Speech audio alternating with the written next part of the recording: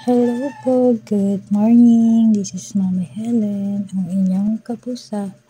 Yan po, ngayon ay mga 4 AM lang po ng umaga. Chinek ko po yung mga alaga kong pusa kasi sa labas po sila natutulog.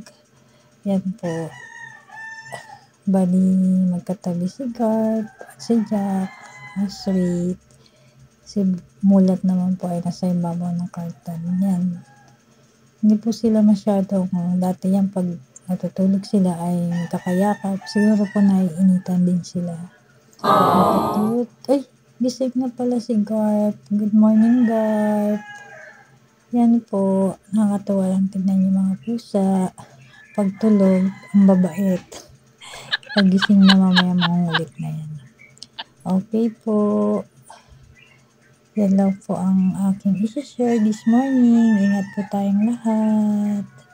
Alagaan po natin yung mga pusa natin. See you next video. Thank you po.